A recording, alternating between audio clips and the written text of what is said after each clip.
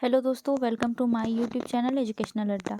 दोस्तों, हम लोग एनसीईआरटी बेस्ड एमसीक्यू को प्रैक्टिस सेट के माध्यम से देख रहे हैं, जिसमें अब तक हम लोगों ने टोटल 97 सेट को डिस्कस कर लिया है। आज के सेट में हम लोग सेट नंबर 98 को डिस्कस करेंगे। अगर आपने हमारी पहले की वीडियोज़ को नहीं देखे हैं, उसे देख लीजिएगा। चैनल पर नए हैं, सब्सक्राइब कर बेल आइकन को प्रेस कीजिए ताकि हमारी आने वाली सारी महत्वपूर्ण वीडियोज़ आप तक सबसे पहले पहुँचती रहे। तो चलिए स्टार्ट करते हैं आज के सेशन को।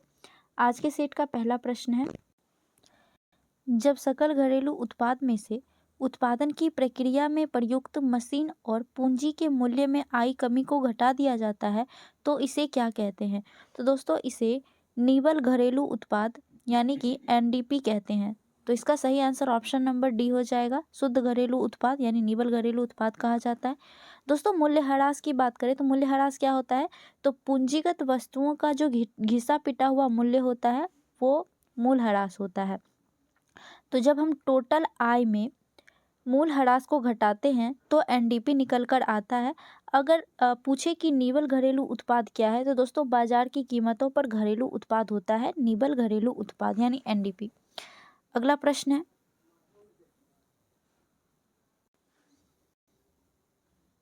न्यायपूर्ण वितरण एवं समानता के विकास किस पंचवर्षीय योजना की सर्वोच्च प्राथमिकता थी। तो इसका सही आंसर ऑप्शन नंबर बी हो जाएगा, 9वीं पंचवर्षीय योजना। दोस्तों, 9वीं पंचवर्षीय योजना सामाजिक न्याय और समानता के साथ विकास पर बल दिया था। इसके साथ साथ कृषि विकास को भी 9वीं पंचवर्षीय योजना में महत्व दिया गया था। तो याद रखिएगा, इसका सही आंसर ऑप्शन नंबर बी हो जाएगा, 9वीं पंचवर्षीय योजना। अगला प्रश्न है, किसी द्रव्य की वाष्पन दर। दोस्तों, किसी भी द्रव्य की वाष्पन दर किस पर निर्भर करती है, तो दोस्तों उसके जो द्रव्य होता है उस द्रव्य के तापमान पर, चारों ओर वायुमंडल चारों ओर जो उसके वायु मौजूद होते हैं उस वायु के ताप पर निर्भर करती है, उस द्रव के सतह के क्षेत्रफल पर निर्भर करता है, उसके आंतरिक आणविक बलों पर निर्भर करता है, विलयन की सांद्रता पर, विलयन का क्वथनांक पर और द्रव्य की प्रकृति पर भी निर्भर करता है द्रव्य की वाष्पन दर। तो इसका सही आंसर हो जाएगा ऑप्शन नंबर डी, उपयुक्त सभी पर निर्भर करती है। अगला प्रश्न है, सौरमंडल का हियोसेंट्रिक मॉडल सर्वप्रथम किसके द्वारा प्रस्तुत किया गया था। तो दोस्तों, यह निकोलस कॉपरनिकस के द्वारा प्रस्तुत किया गया था। इसका सही आंसर ऑप्शन नंबर डी हो जाएगा, निकोलस कॉपरनिकस। दोस्तों, ये हीलियोसेंट्रिक मॉडल क्या है, तो यह एक खगोलीय मॉडल है जिसमें पृथ्वी और ग्रह सौरमंडल के केंद्र में स्थित सूर्य के चारों तरफ घूमता है। ठीक है, तो इसका सही आंसर ऑप्शन नंबर डी हो जाएगा। अगला प्रश्न है, निम्नलिखित में से कौन सा ग्रह मानव द्वारा खोजा गया प्रथम ग्रह है। तो इसका सही आंसर ऑप्शन नंबर बी हो जाएगा, यूरेनस, यानी कि अरुण ग्रह की खोज सबसे पहले मानव के द्वारा किया गया था। और इसके खोज किसने किए थे, तो इसके खोज विलियम हर्शेल के द्वारा 13 दिसंबर 1781 ईस्वी को खोजा गया था। दोस्तों, यह हमारे जो 9 ग्रह हैं हमारे सौरमंडल में, उसमें से 7वां ग्रह है यूरेनस। अगला प्रश्न है, द्रव अवस्था में परिवर्तन हुए बिना अवस्था में सीधे गैस अवस्था में बदलने की प्रक्रिया को क्या कहा जाता है। दोस्तों, द्रव्य अवस्था में परिवर्तित हुए बिना जब ठोस सीधे गैस में बदल जाता है तो ऐसी प्रक्रिया को ऊर्ध्वपातन यानी सब्लिमेशन कहा जाता है। इसका सही आंसर ऑप्शन नंबर बी हो जाएगा, ऊर्ध्वपातन। इसका एग्जाम्पल हो जाएगा दोस्तों सूखा बर्फ, नेफ्थलीन, कपूर, आयोडीन, ये सब ठोस से सीधे गैस में परिवर्तित हो जाता है बिना द्रव्य अवस्था में बदले। ठीक है, तो इसका सही आंसर ऑप्शन नंबर बी हो जाएगा। अगला प्रश्न है, लट्टू को घुमाना किसका एक उदाहरण है। तो दोस्तों, लट्टू को घुमाना यह अभिकेंद्रीय बल का उदाहरण है। इसका सही आंसर ऑप्शन नंबर ए हो जाएगा, सेंट्रीपिटल फोर्स का उदाहरण है। दोस्तों, सेंट्रीपिटल फोर्स होता क्या है, तो जब कोई वस्तु किसी वृत्ताकार मार्ग पर गति करता है तो उसके द्वारा केंद्र की ओर लगने वाले बल को अभिकेंद्रीय बल यानी सेंट्रीपिटल फोर्स कहा जाता है। तो इसका सही आंसर ऑप्शन नंबर ए हो जाएगा। अगला प्रश्न है, किसी अभिक्रिया में भाग लेने वाले पदार्थ को क्या कहते हैं। दोस्तों, किसी भी अभिक्रिया में भाग लेने वाले पदार्थ को अभिकारक कहा जाता है। इसका सही आंसर ऑप्शन नंबर बी हो जाएगा, अभिकारक। अगला प्रश्न है, वास्तविक वस्तु का हमेशा सीधा प्रतिबिंब बनाने वाला दर्पण होता है। तो दोस्तों, वास्तविक वस्तु का हमेशा सीधा प्रतिबिंब बनाने वाला दर्पण समतल दर्पण और उत्तल दर्पण होता है, जिसे अपसारी दर्पण भी कहते हैं। तो इसका सही आंसर ऑप्शन नंबर डी हो जाएगा, समतल व उत्तल। दोस्तों उत्तल दर्पण में हमेशा प्रतिबिंब आभासी, सीधा और वस्तु से छोटा बनता है। अगला प्रश्न है, पौधे का कौन सा हिस्सा पानी और खनिज के परिवहन के लिए सक्षम बनाता है? तो दोस्तों पानी और खनिज का परिवहन जाइलम ऊतक के द्वारा किया जाता है। इसका सही आंसर ऑप्शन नंबर सी हो जाएगा, जाइलम ऊतक। जबकि प्रकाश संश्लेषण के द्वारा जो भोजन बनकर तैयार होता है उस भोजन को पेड़ के हर एक हिस्से तक पहुंचाने का काम फ्लोएम ऊतक करता है। तो अगर पूछे कि पानी और खनिज का परिवहन कौन करता है तो जाइलम करता है, लेकिन भोजन का परिवहन कौन करता है तो वो फ्लोएम ऊतक करता है, ये याद रखिएगा। अगला प्रश्न है, मानव शरीर में लैंगरहैंस की द्वीपिका कहाँ पाए जाते हैं? इसका सही आंसर ऑप्शन नंबर बी हो जाएगा, अग्नाशय। दोस्तों अग्नाशय में मौजूद लैंगरहैंस की द्वीपिका से बीटा सेल के द्वारा इंसुलिन का स्रावन होता है, जो कि डायबिटीज रोग को होने से बचाता है। दोस्तों अग्नाशय यह अंतःस्रावी और बाह्य स्रावी दोनों का काम करता है। इसका सही आंसर ऑप्शन नंबर बी हो जाएगा। अगला प्रश्न है, इनमें से किस योगदान के लिए एडवर्ड जेनर प्रसिद्ध हैं? तो दोस्तों एडवर्ड जेनर चेचक के टीके की खोज के लिए प्रसिद्ध हैं। इन्होंने 1796 ईस्वी में चेचक के टीके की खोज की थी। इसका सही आंसर ऑप्शन नंबर ए हो जाएगा, टीका यानी वैक्सीनेशन के लिए। अगला प्रश्न है, डीपीटी वैक्सीन में पी किसे संदर्भित करता है? दोस्तों डीपीटी में डी डिप्थीरिया को, पी प्यूटिसिस को और टी टेटनस को इंगित करता है। तो इसका सही आंसर ऑप्शन नंबर बी हो जाएगा, पी पूछा था तो प्यूटिसिस हो जाएगा। अगला प्रश्न है, निम्नलिखित में से कौन सा स्तनधारी वर्ग के अंतर्गत नहीं आता है? तो दोस्तों इसमें स्तनधारी के अंतर्गत कौन नहीं आता है तो वो हो जाएगा छिपकली, जो कि सरीसृप के अंतर्गत आता है, ना कि स्तनधारी के अंतर्गत। वहीं चूहा, बिल्ली और गिलहरी ये सभी स्तनधारी वर्ग के अंतर्गत आते हैं। तो इसका सही आंसर ऑप्शन नंबर बी हो जाएगा, छिपकली। अगला प्रश्न है, निम्नलिखित जीव समूहों में कौन सा जीव समूह मुकुलन द्वारा प्रजनन करता है? तो इसका सही आंसर ऑप्शन नंबर बी हो जाएगा, सिलेंट्रेटा। दोस्तों सिलेंट्रेटा समूह के जीव मुकुलन के द्वारा अपना प्रजनन करते हैं। मुकुलन क्या होता है दोस्तों? मुकुलन एक अलैंगिक प्रजनन का एक तरीका है। इसमें शरीर की सतह पर एक छोटी सी कली बनती है, जो कि बाद में आगे चलकर एक नया जीव बन जाती है। तो ये होता है मुकुलन। इसका एग्जाम्पल कौन कौन सा है? तो दोस्तों इसका एग्जाम्पल हाइड्रा हो जाएगा, स्पंज हो जाएगा, ईस्ट, ये सभी मुकुलन के द्वारा प्रजनन करता है। तो इसका सही आंसर ऑप्शन नंबर बी हो जाएगा, सिलेंट्रेटा।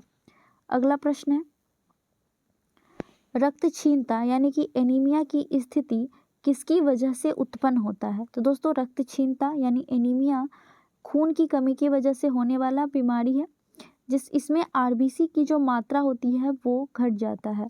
तो इसका सही आंसर ऑप्शन नंबर बी हो जाएगा, आरबीसी की कमी से। अगला प्रश्न है, मस्तिष्क का कौन सा हिस्सा सोचने, बुद्धिमानी, याददाश्त और सीखने की क्षमता जैसी क्रियाओं को प्रेरित करता है? तो इसका सही आंसर ऑप्शन नंबर बी हो जाएगा, सेरेब्रम यानी कि प्रम मस्तिष्क। प्रम मस्तिष्क दोस्तों यह हमारे मस्तिष्क के सबसे आगे का और सबसे बाहरी हिस्सा होता है। प्रम मस्तिष्क में संवेदी, गति और सहचर्य क्षेत्र से जो जुड़े हुए चीज़ें होती हैं वो महसूस होता है, यानी सोचने की, बुद्धिमत्ता, याददाश्त, कुछ सीखने का हो गया और कुछ फीलिंग्स वगैरह जो होता है वो सभी परम मस्तिष्क यानी सेरेब्रम के द्वारा प्रेरित होता है। तो इसका सही आंसर ऑप्शन नंबर बी हो जाएगा। अगला प्रश्न है, निम्नलिखित में से किसे मानव शरीर की जैव रसायन प्रयोगशाला भी कहा जाता है? तो दोस्तों मानव शरीर की जैव रसायन प्रयोगशाला लीवर यानी यकृत को कहा जाता है। इसका सही आंसर ऑप्शन नंबर सी हो जाएगा, लीवर। दोस्तों लीवर रसायनों को शुद्ध करता है और उसको उन दवाओं का चयापचय करता है। साथ ही दोस्तों लीवर पित्त रस का भी श्रावण करता है। तो इसका सही आंसर ऑप्शन नंबर सी हो जाएगा, लीवर। अगला प्रश्न है, शैवाल पारिस्थितिकी तंत्र इकोसिस्टम के निम्नलिखित में से किस स्तर में आता है? तो इसका सही आंसर ऑप्शन नंबर सी हो जाएगा, उत्पादक में। दोस्तों उत्पादक में क्यों आता है? क्योंकि शैवाल अपना भोजन स्वयं बनाता है, इसी वजह से शैवाल को उत्पादक में रखा गया है, उत्पादक स्तर में आता है। तो इसका सही आंसर ऑप्शन नंबर सी हो जाएगा। अगला प्रश्न है, कौन सा जीव वर्मी कंपोस्टिंग में मदद करता है? तो दोस्तों वर्मी कंपोस्टिंग में केचुआ मदद करता है। इसका सही आंसर ऑप्शन नंबर डी हो जाएगा। दोस्तों केचुआ वर्मी कंपोस्टिंग बनाने के लिए कार्बनिक पदार्थों का विघटन करता है। दोस्तों केचुआ को किसानों का मित्र भी कहा जाता है क्योंकि यह मिट्टी को भुरभुरा बना देता और वो जमीन में मिट्टी की नमी बनाए रखने में मदद करता है। अगला प्रश्न है, वसा का पाचन करने वाला एंजाइम लाइपेज निम्नलिखित में से किसके द्वारा स्रावित होता है? तो दोस्तों लाइपेज अग्नाशय के द्वारा स्रावित होता है। इसका सही आंसर ऑप्शन नंबर सी हो जाएगा, अग्नाशय। दोस्तों यह एंजाइम वसा को छोटे छोटे टुकड़े में तोड़ता है ताकि आंत से अवशोषित किया जा सके। दोस्तों लाइपेज हाइड्रोलेस एंजाइम का एक हिस्सा होता है। तो इसका सही आंसर ऑप्शन नंबर सी हो जाएगा, अग्नाशय। अगला प्रश्न है, न्यूटन के गुरुत्वाकर्षण के नियम के अनुसार दो वस्तुओं के बीच का बल डैश होता है। तो दोस्तों न्यूटन के गुरुत्वाकर्षण नियम के अनुसार दो वस्तुओं के बीच का बल उसके द्रव्यमान के गुणनफल के समानुपाती तथा उसके बीच के दूरी के वर्ग के व्युत्क्रमानुपाती होता है। तो दिए हुए ऑप्शन के हिसाब से ऑप्शन नंबर डी सही हो जाएगा, उनकी द्रव्यमान के गुणज के समानुपाती होता है। अगला प्रश्न है, एक ध्रुव को दूसरे ध्रुव से मिलाने वाली काल्पनिक अर्धवृत्त क्या कहलाता है? तो दोस्तों एक ध्रुव से दूसरे ध्रुव को मिलाने वाली काल्पनिक अर्धवृत्त रेखा देशांतर रेखा कहलाती है। इसका सही आंसर ऑप्शन नंबर बी हो जाएगा, देशांतर रेखा। भूमध्य रेखा किसे कहते हैं? तो दोस्तों पृथ्वी को दो बराबर भागों में काटने वाली काल्पनिक रेखा को भूमध्य रेखा कहा जाता है और उस काल्पनिक रेखा के उत्तर और दक्षिण में उसके समानांतर खींची गई काल्पनिक रेखा को अक्षांश रेखा कहते हैं। यानी भूमध्य रेखा के उत्तर तथा दक्षिणी समानांतर खींची हुई काल्पनिक रेखा अक्षांश रेखा होती है। अगला प्रश्न है, निम्न में से कौन सा चट्टान मैग्मा या लावा के जमने से नहीं बनती है? तो दोस्तों मैग्मा और लावा के जमने से नहीं बनने वाली चट्टान चूना पत्थर है। चूना पत्थर दोस्तों कैल्शियम कार्बोनेट से बना एक तलछटी चट्टान है। तो इसका सही आंसर ऑप्शन नंबर डी हो जाएगा, चूना पत्थर। वहीं पे मैग्मा और लावा से बनी हुई चट्टान ग्रेनाइट, गैब्रो, बेसाल्ट, आग्नेय, साइनाइट, ये सारे चट्टान मैग्मा या फिर लावा के जमने से बना हुआ होता है। अगला प्रश्न है, अटलांटिक महासागर की जलधारा निम्न में से कौन नहीं है? तो इसमें से कौन अटलांटिक महासागर की जलधारा नहीं है? इसका सही आंसर ऑप्शन नंबर डी हो जाएगा, अगुलहास। दोस्तों अगुलहास दक्षिण पश्चिमी हिंद महासागर में बहने वाली जलधारा है, ना कि अटलांटिक महासागर की। गल्फ स्ट्रीम, फ्लोरिडा, बेंगुएला, ये सभी अटलांटिक महासागर की जलधाराएं हैं, जबकि अगुलहास यह हिंद महासागर में बहने वाली जलधारा है। अगला प्रश्न है, कथनों पर विचार करें। पूछ रहा है इसमें से कौन सा कथन सही है। चलिए देखते हैं। पहला है, 1000 मीटर से 2000 मीटर तक की ऊंचाई वाले क्षेत्रों में आर्द्र शीतोष्ण कटिबंधीय वन पाए जाते हैं। ये बिल्कुल सही है दोस्तों। 1000 मीटर से 2000 मीटर तक की ऊंचाई वाले क्षेत्रों में आर्द्र शीतोष्ण कटिबंधीय वन पाए जाते हैं। वहीं पे 1500 से 3000 मीटर की ऊंचाई के बीच शंकुधारी वृक्ष पाए जाते हैं। ये भी सही है। 3600 मीटर से अधिक ऊंचाई पर अल्पाइन वनस्पति पाई जाती है। तीसरा स्टेटमेंट भी सही है। चौथा है, अधिक ऊंचाई वाले भागों में लीचन घास पाया जाता है। तो ये भी सही है दोस्तों। चारों के चारों स्टेटमेंट जो है वो सही है। तो इसका सही आंसर हो जाएगा ऑप्शन नंबर डी, सभी चारों सही कथन है। अगला प्रश्न है, भारतीय रेलवे ने विधि संस्कृति के लोगों को एक साथ लाकर भारत के स्वतंत्रता संग्राम में योगदान दिया है। यह कथन किसका है? इसका सही आंसर ऑप्शन नंबर बी हो जाएगा, महात्मा गांधी का कथन है। भारतीय रेलवे ने विधि संस्कृति के लोगों को एक साथ लाकर भारत में स्वतंत्रता संग्राम में योगदान दिया है। अगला प्रश्न है, निम्नलिखित में से किसमें ऑक्सीजन अनुपस्थित रहता है? तो दोस्तों ऑक्सीजन इसमें से किसमें नहीं रहता है? तो वो हो जाएगा केरोसिन। इसका सही आंसर ऑप्शन नंबर ए हो जाएगा। दोस्तों केरोसिन, जिसे मिट्टी का तेल भी कहते हैं, यह पेट्रोलियम से प्राप्त एक हाइड्रोकार्बन तरल है जिसमें ऑक्सीजन अनुपस्थित रहता है। तो इसका सही आंसर ऑप्शन नंबर ए हो जाएगा। अगला प्रश्न है, आधुनिक रसायन शास्त्र का जनक किसे कहा जाता है? तो दोस्तों आधुनिक रसायन शास्त्र का जनक एंटोनियो लेवोजियर को कहा जाता है। इसका सही आंसर ऑप्शन नंबर डी हो जाएगा, एंटोनियो लेवोजियर। दोस्तों इन्होंने दहन में ऑक्सीजन की खोज की, साथ ही हाइड्रोजन और ऑक्सीजन का भी नामांकन किए थे। तो इसका सही आंसर ऑप्शन नंबर डी हो जाएगा, लेवोजियर। अगला प्रश्न है, निम्नलिखित में से कौन सबसे भारी धातु है? तो दोस्तों सबसे भारी धातु दिए हुए ऑप्शन के हिसाब से प्लेटिनम है।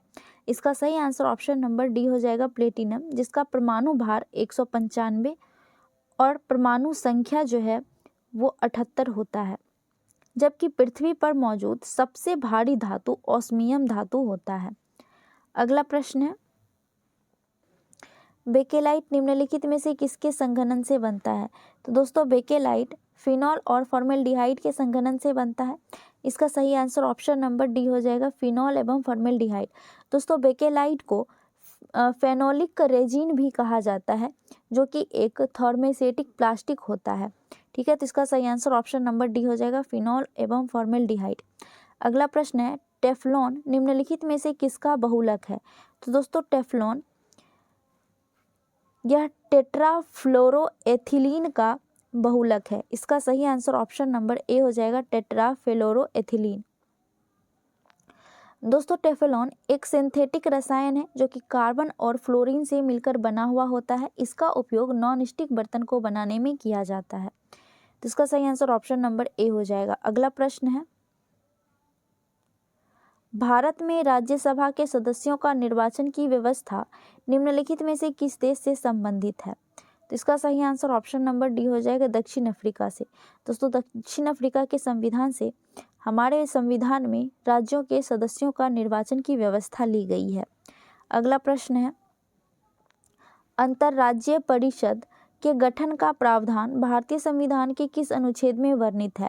तो दोस्तों अंतर्राज्यीय परिषद के गठन का प्रावधान हमारे भारतीय संविधान के अनुच्छेद 263 में वर्णित है। इसका सही आंसर ऑप्शन नंबर बी हो जाएगा, अनुच्छेद 263। अनुच्छेद 262 में क्या है?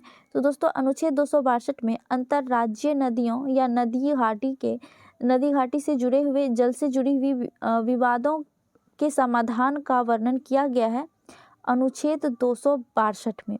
वहीं अनुच्छेद 266 की बात करें तो इसमें भारत और राज्यों की संचित निधि और लोक लेखा के बारे में बताया गया है। वहीं अनुच्छेद 267 आकस्मिक निधि का प्रावधान किया गया है। ठीक है, याद रखिएगा। अगला प्रश्न है, राष्ट्रपति के उम्मीदवार के लिए क्या आवश्यक नहीं है? पहले हम लोग जान लेते हैं राष्ट्रपति के उम्मीदवार के लिए क्या क्या आवश्यक है। तो दोस्तों इसमें जो रिक्वायरमेंट है राष्ट्रपति के लिए उसमें है कि 35 वर्ष उम्र होनी चाहिए, देश के नागरिक हो, 50 अनुमोदक और 50 प्रस्तावक हो, पागल और दिवालिया ना हो, कोई भी लाभ के पद पर यानी नौकरी के पद पर ना हो, उसके बाद लोकसभा के सदस्य चुने जाने की योग्यता रखते हो। ये सारी चीज़ें राष्ट्रपति के उम्मीदवार के लिए आवश्यक होती है।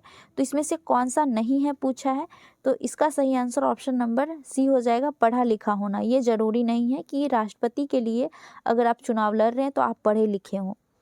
ठीक है, तो इसका सही आंसर ऑप्शन नंबर सी हो जाएगा। अगला प्रश्न है, सरकारी सेवाओं में अनुसूचित जाति या जनजाति के अभ्यर्थियों के लिए पदोन्नतियों में आरक्षण की व्यवस्था किस संविधान संशोधन अधिनियम द्वारा किया गया है? तो इसका सही आंसर ऑप्शन नंबर सी हो जाएगा, 85वां संविधान संशोधन में अनुसूचित जाति जनजाति के अभ्यर्थियों के लिए पदोन्नति में आरक्षण की व्यवस्था की गई है। अगला प्रश्न है,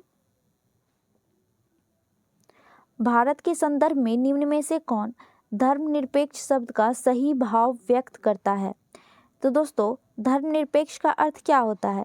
भारत में सभी धर्मों को समान सम्मान दिया गया है, एक जैसा इज्जत दिया गया है सभी धर्मों को, और किसी भी धर्म के आधार पर भेदभाव, किसी भी आदमी के साथ धर्म के आधार पर भेदभाव नहीं किया जाता है। तो ये मेन होता है धर्मनिरपेक्ष का मतलब। इसका सही आंसर ऑप्शन नंबर ए हो जाएगा, भारत में राज्य का कोई भी धर्म नहीं है। अगला प्रश्न है,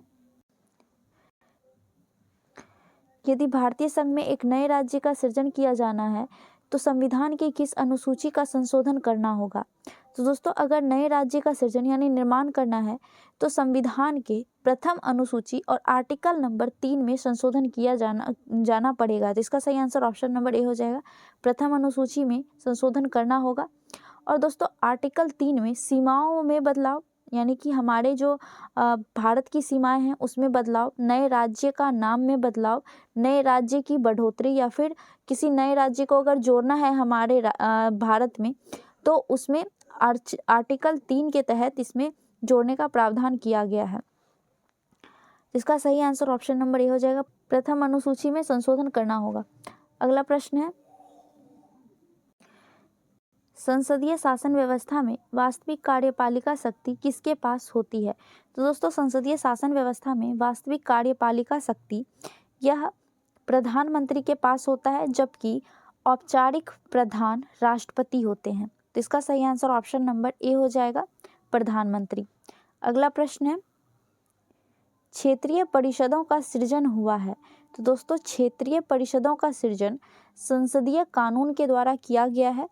1956 ईस्वी में राज्य पुनर्गठन अधिनियम के तहत क्षेत्रीय परिषदों का सृजन किया गया था। तो इसका सही आंसर ऑप्शन नंबर बी हो जाएगा, संसदीय कानून के द्वारा। दोस्तों क्षेत्रीय परिषद एक वैधानिक निकाय है। अगला प्रश्न है, विष्णु पुराण निम्नलिखित में से किस वंश से संबंधित है? तो दोस्तों विष्णु पुराण मौर्य वंश से संबंधित है। विष्णु पुराण में मौर्य वंश की जानकारी मिलती है। तो इसका सही आंसर ऑप्शन नंबर ए हो जाएगा, मौर्य वंश। आप लोग कमेंट करके बताइए मौर्य वंश के संस्थापक कौन थे और इसकी स्थापना कब हुई थी। अगला प्रश्न है, सर्वप्रथम दिल्ली के अमीरों का दमन निम्न में से किस शासक के द्वारा किया गया था? तो दोस्तों सर्वप्रथम दिल्ली के अमीरों का दमन इल्तुतमिश के द्वारा किया गया था। इसका सही आंसर ऑप्शन नंबर बी हो जाएगा, इल्तुतमिश। दोस्तों इल्तुतमिश का शासनकाल 1211 से लेकर 1236 ईस्वी तक रहा था, 1236 ईस्वी तक। दोस्तों इल्तुतमिश शमसी वंश के शासक थे। इन्होंने 40 तुर्की अमीरों और गुलामों का दल संगठित किए थे। ठीक है, तो इसका सही आंसर ऑप्शन नंबर बी हो जाएगा। अगला प्रश्न है, निकोलो कोंटी निम्न में से किस शासक के समय विजयनगर आया था? तो दोस्तों निकोलो कोंटी जो कि एक इटली यात्री था और भारत घूमने के लिए आए थे, भ्रमण के लिए आए थे, यह एक लेखक भी थे। यह 1420 ईस्वी में देवराय प्रथम के शासनकाल में भारत आए थे। तो इसका सही आंसर ऑप्शन नंबर ए हो जाएगा, देवराय प्रथम। अगला प्रश्न है, द्वितीय आंग्ल मैसूर युद्ध के समय भारत का गवर्नर जनरल कौन था? तो दोस्तों द्वितीय आंग्ल मैसूर युद्ध के समय भारत का गवर्नर जनरल वॉरेन हेस्टिंग्स था। इसका सही आंसर ऑप्शन नंबर ए हो जाएगा, वॉरेन हेस्टिंग्स। दोस्तों वॉरेन हेस्टिंग्स 1772 से लेकर 1785 ईस्वी तक भारत का गवर्नर जनरल रहे थे। द्वितीय आंग्ल मैसूर युद्ध कब हुआ था? दोस्तों द्वितीय आंग्ल मैसूर युद्ध 1780 से लेकर 84 ईस्वी तक हुआ था। और यह किसके किसके बीच हुआ था? तो दोस्तों यह ईस्ट इंडिया कंपनी और मैसूर के शासक हैदर अली के बीच हुआ था। हैदर अली की मृत्यु 1782 ईस्वी में हो गई थी और इसके बाद मैसूर युद्ध का जो कार्यभार संभाले थे वो इनके पुत्र हैदर अली के पुत्र टीपू सुल्तान के द्वारा लड़ा गया था। ठीक है, तो इसका सही आंसर ऑप्शन नंबर ए हो जाएगा, वॉरेन हेस्टिंग्स। अगला प्रश्न है, भारत की चावल के कटोरे क्षेत्र के नाम से जाना जाता है। दोस्तों भारत के किस क्षेत्र को चावल के कटोरे के क्षेत्र के नाम से जाना जाता है? तो इसका सही आंसर ऑप्शन नंबर बी हो जाएगा, कृष्णा गोदावरी का डेल्टा क्षेत्र जो है इसे चावल के कटोरे के नाम से जाना जाता है। यह क्षेत्र कहाँ पड़ता है दोस्तों? तो यह क्षेत्र आंध्र प्रदेश में स्थित है। आंध्र प्रदेश को चावल का कटोरा भी कहा जाता है। क्यों कहा जाता है? क्योंकि दोस्तों आंध्र प्रदेश में सबसे ज़्यादा, भारत में सबसे ज़्यादा चावल की खेती आंध्र प्रदेश में ही होती है, तो इसलिए इसका सही आंसर ऑप्शन नंबर बी हो जाएगा। अगला प्रश्न है, रेडियो कार्बन तिथि निर्धारित विधि से किसकी आयु का पता चलता है? तो दोस्तों रेडियो कार्बन तिथि निर्धारण विधि से जीवाश्मों का पता लगाया जाता है। इसका सही आंसर ऑप्शन नंबर ए हो जाएगा, जीवाश्म। इसमें कार्बन 14 के द्वारा जीवाश्मों का पता लगाया जाता है। दोस्तों इसका उपयोग करके 500 से लेकर 5000 साल पुराने जीवाश्मों का पता लगाया जाता है। ठीक है, तो इसका सही आंसर ऑप्शन नंबर ए हो जाएगा। अगला प्रश्न है, पीने के पानी को शुद्ध करने के लिए निम्नलिखित गैस में से किसे प्रयोग में लाया जाता है? तो दोस्तों पीने के पानी को शुद्ध करने के लिए क्लोरीन गैस को प्रयोग में लाया जाता है। इसका सही आंसर ऑप्शन नंबर बी हो जाएगा। क्लोरीन में ऐसा क्या मौजूद होता है दोस्तों जो कि वो पीने के पानी को शुद्ध करता है? तो इसमें मौजूद होता है ऑक्सीकरण कीटाणुनाशक। ठीक है, तो इसका सही आंसर ऑप्शन नंबर बी हो जाएगा। अगला प्रश्न है, राष्ट्रीय सुरक्षा गार्ड एनएसजी की स्थापना कब की गई? तो दोस्तों राष्ट्रीय सुरक्षा गार्ड एनएसजी की स्थापना 16 अक्टूबर 1984 ईस्वी को की गई थी। इसका सही आंसर ऑप्शन नंबर बी हो जाएगा। लेकिन दोस्तों इसे औपचारिक रूप से 23 सितंबर 1986 ईस्वी को राष्ट्रपति की स्वीकृति मिली थी। दोस्तों यह गृह मंत्रालय के अधीन काम करता है और यह एक आतंकवादी रोधी इकाई है। ठीक है, तो इसका सही आंसर ऑप्शन नंबर बी हो जाएगा, 1984। अगला प्रश्न है, सूची 1 को सूची 2 से मिलाना है। चलिए देखते हैं हम लोग। पहला है विजय घाट। विजय घाट जो है यह लाल बहादुर शास्त्री का समाधि स्थल है। अभय घाट मोरारजी देसाई का समाधि स्थल। चैत्रा भूमि यह भीमराव अंबेडकर का समाधि स्थल है। वहीं कर्म भूमि शंकर दयाल का समाधि स्थल है। इसका सही आंसर हो जाएगा सी, डी, बी और ए, जो कि ऑप्शन नंबर डी में है। तो इसका सही आंसर ऑप्शन नंबर डी हो जाएगा। हमारे आज के सेशन का लास्ट प्रश्न है। वीडियो कैसी लगी जरूर बताइएगा दोस्तों। इस सीरीज को ख़त्म करने के बाद हम लोग 7500 क्वेश्चन वाले सीरीज को लेकर आएंगे, तो उम्मीद है कि आप लोग उसे भी इतना ही प्यार दीजिएगा, उसे भी देखिएगा और सपोर्ट करिएगा। आज का लास्ट प्रश्न है, यजुर्वेद की किस शाखा को शुक्ल यजुर्वेद के नाम से जाना जाता है? तो दोस्तों यजुर्वेद की वाजसनेयी शाखा को शुक्ल यजुर्वेद के नाम से जाना जाता है। इसके संस्थापक कौन थे? वाजसनेयी शाखा के संस्थापक कौन थे दोस्तों? तो इनके संस्थापक थे वाजसनेयी, जो कि याज्ञवल्क्य के संरक्षक थे। तो इसका सही आंसर ऑप्शन नंबर सी हो जाएगा।